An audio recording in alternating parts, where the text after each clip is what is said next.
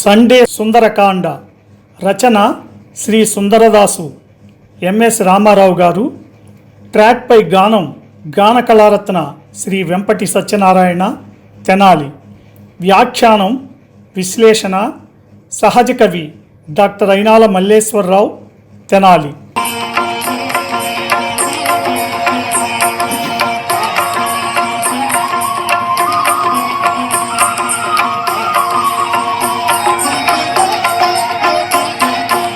శ్రీ హనుమాను గురుదేవులు నాయద పలికిన సీతారామ కథ, నే పలికెద సీతారామ కథ.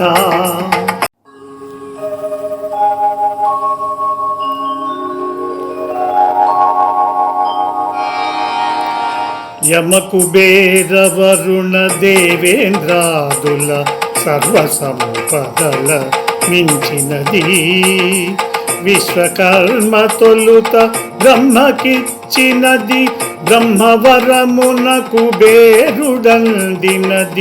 రావణుండు కుబేరుని రణమందు ఓడించి లంకకు గొని తెచ్చినది. పుష్పకమను మహావిమానమది మారుతిగాంచెను అచ్చెరువొంది.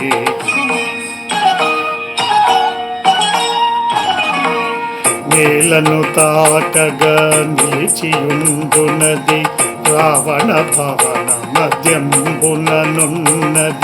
వాయుపథమున ప్రతిష్ఠితమైనది, మనమున దలచిన రీతి పోగలది. దివి నుండి భువికి దిగిన స్వర్గమది, సూర్యచంద్రులను ధిక్కరించున్నది. పుష్పకమను మహావిమానమది మారుతిగాంచెను అచ్చెరువొంది. శ్రీ హనుమాను గురుదేవులు నాయద పలికిన సీతారామ కథ, నే పలికెద సీతారామ కథ. దివ్యాతి దివ్యమైన లంకేశ్వరుని భవనాన్ని పరిశీలనగా చూశాడు హనుమంతుడు. యముడు, కుబేరుడు, వరుణుడు, దేవేంద్రుడు మొదలైన వారి సర్వసంపదలను మించి ఉన్నది లంకేశ్వరుని దివ్య భవనం. విశ్వకర్మ తొలుత బ్రహ్మకిచ్చినటువంటిది, బ్రహ్మదేవుని వరప్రభావంతో కుబేరుడు అందుకున్నట్టిది. రావణుడు కుబేరుని యుద్ధమందు ఓడించి లంకకు తీసుకొని వచ్చినట్టిది అయిన పుష్పకం అనే పేరు గల మహావిమానమును ఆశ్చర్యంతో మారుతి చూశాడు. అది ఎటువంటి విమానం అంటే నేలను తాకకుండా కొంచెం పైనే నిలిచి ఉంటుంది. అది రావణుని యొక్క భవనం మధ్యలో ఉంటుంది. వాయు మార్గమున పోవుటకు ప్రతిష్ఠించబడినది. మనసులో అనుకుంటే చాలు, దానంతటికదే పైకి లేచి పోగలిగినట్టిది ఆ విమానం. ఆకాశం నుండి భూమి మీదకు దిగివచ్చిన స్వర్గంలా ఉంది ఆ విమానం.